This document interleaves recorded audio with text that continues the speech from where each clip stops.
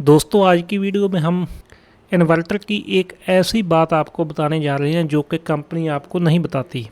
यह वाला इन्वर्टर है और इसके साथ ही इसी कंपनी की बैटरी है। जब मैंने यह इन्वर्टर नया लिया अपने दोस्त के घर में लगाना था तो कंपनी वाले बोल रहे थे कि ये जो इन्वर्टर है इसके ऊपर अगर 900 VA लिखा है तो 900 वाट का लोड चलेगा, अगर इसके ऊपर 2000 VA लिखा है तो 2000 वाट का लोड ये चलाएंगे। मैंने उनसे कहा भी था कि ऐसा नहीं होता, लेकिन वो नहीं माने। मैंने उनसे पूछा कि जैसा कि ये वाला इन्वर्टर है ये 900 VA का है, मैंने उनसे पूछा कि क्या आपने इसके ऊपर 900 वाट का लोड चलाया है। उन्होंने बोला हाँ, पर मुझे यकीन नहीं हुआ। मैं घर पर आकर इसको अनबॉक्सिंग करने के बाद इसके ऊपर लोड चलाकर देखूंगा। यहाँ पर मैं 2 इन्वर्टर लूँगा, ऐसा नहीं है कि एक ही है।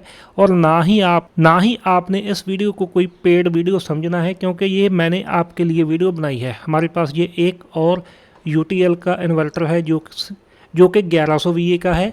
तो हम ये दोनों के ऊपर ये लोड चलाकर देखेंगे कि इन दोनों में से कौन सही है। सबसे पहले देख सकते हो आपके प्रोडक्ट साइन वेव है 900 VA 12 वोल्ट, जो इनपुट आउटपुट है 220 वोल्ट है। जो इसकी कैपेसिटी आप देखें कि 900 VA के साथ 900 वाट लिखा है कि ये 900 VA है और उतने ही वाट का है। 12 वोल्ट जो इसकी DC रेटिंग है, 12 वोल्ट DC क्योंकि 12 वोल्ट पर चलने वाला है, और ये 75 एम्पेयर तक बैटरी से लेगा। ये सब कुछ हम इस वीडियो में आपके साथ क्लियर करेंगे, क्योंकि ऐसा मैंने आज तक नहीं देखा। जितने भी ट्रांसफार्मर वाले इन्वर्टर होते हैं इसके अंदर पावर फैक्टर तो रहता ही है। तो अगर ये 900 VA का है तो तकरीबन इसके ऊपर 650-700 वाट लोड ही चलना चाहिए। फिर भी कंपनी बहुत ज़्यादा कह रही थी तो मैंने कहा कि क्यों ना इसको चेक किया जाए और आपके साथ भी शेयर किया जाए। तो इन्वर्टर ठीक है, हैवी है, बहुत अच्छा बना हुआ है। आगे इसके डिस्प्ले है। जो इसकी कीमत है ये साइन वेव है, ये 5700 रुपये में मिला है, और दूसरा जो स्केयर वेव है वो 5000 रुपये में मिल रहा था। तो इसके साथ ही मैंने 180 AH की बैटरी लगानी है। जो इसकी बैटरी वाली लीड है ये दोस्तों 10 mm की लीड लगाई गई है, पूरी हैवी लीड है। क्योंकि अगर इन्होंने 75 एम्पेयर लिखा है तो बैटरी से जब इतने एम्पेयर इस लीड में से चलेंगे तो ये अगर 8 mm या 6 mm होगी या एल्युमिनियम की होगी तो हीट होगी। तो ये भी हम देखेंगे। मैं फिर से आपको बोल रहा हूँ कि ये कोई भी प्रमोशन वीडियो नहीं है, ये सिर्फ मैंने अपने दोस्त के घर में इन्वर्टर लगाना था तो कंपनी वाले ज़्यादा बोल रहे थे कि इसके ऊपर उतने VA का ही लोड चलेगा, तो इसलिए मैं ये वीडियो बना रहा हूँ। हमने इन्वर्टर को बैटरी के साथ कनेक्ट कर दिया है। इसके बाद इन्वर्टर ऑन है। जो इसकी आउटपुट है उसके ऊपर हमने ये वाला मीटर लगा दिया है जिसके ऊपर 217-18 वोल्टेज आ रहे हैं, और मेन के साथ अभी हमने इसको नहीं जोड़ा।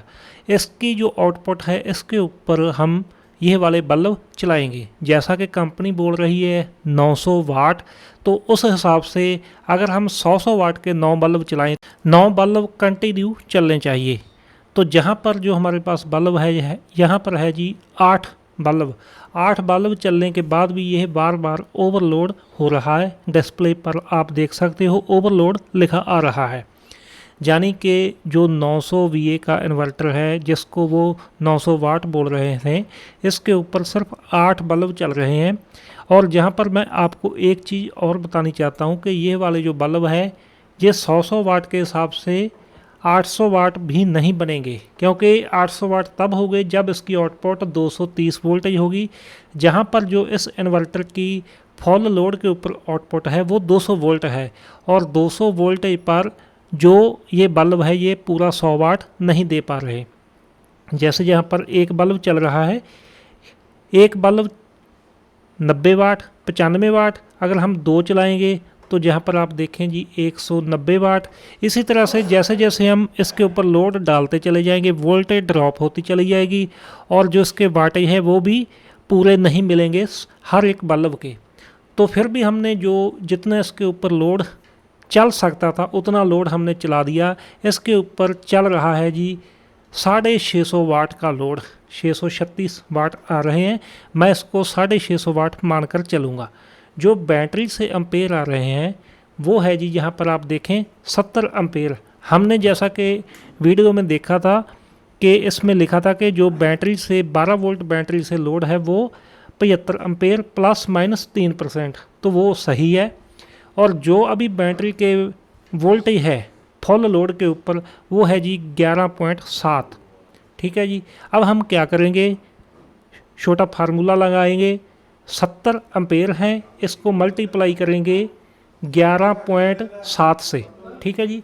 11.7 से करने के बाद जो इसका आंसर आया 819, हम इसको 820 वाट मान लेते हैं। ठीक है जी। इन्वर्टर में दोस्तों इस तरह से माना जाता है कि जहाँ पर सबसे ज़्यादा वाटेज रहते हैं उसको इन्वर्टर के ऊपर लिख दिया जाता है। अब हम दोस्तों अगर हम इसके ऊपर 820 वाट के ऊपर पावर फैक्टर लगाएं तो 650 वाट का लोड हमें आउटपुट में मिल रहा है।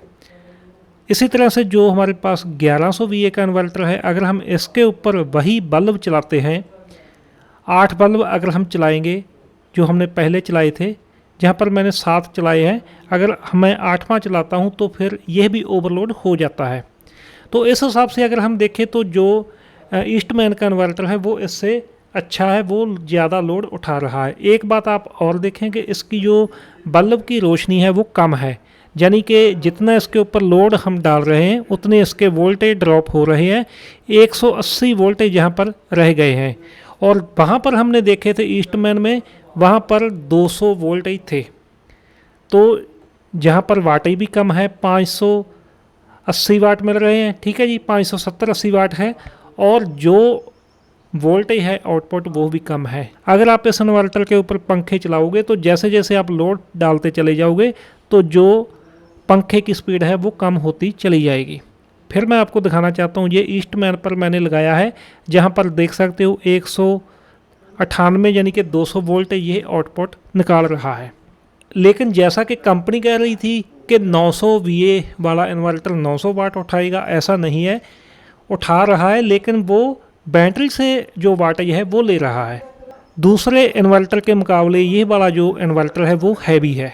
इसके कई कारण हो सकते हैं, जैसा कि जो इसके अंदर ट्रांसफार्मर लगाया गया है वो हैवी होगा, जहाँ जैसे हमने बैटरी वाली वायर दिखाई थी वो 10 mm की है, जहाँ इसके अंदर मॉसफेट है वो हैवी ड्यूटी होंगे।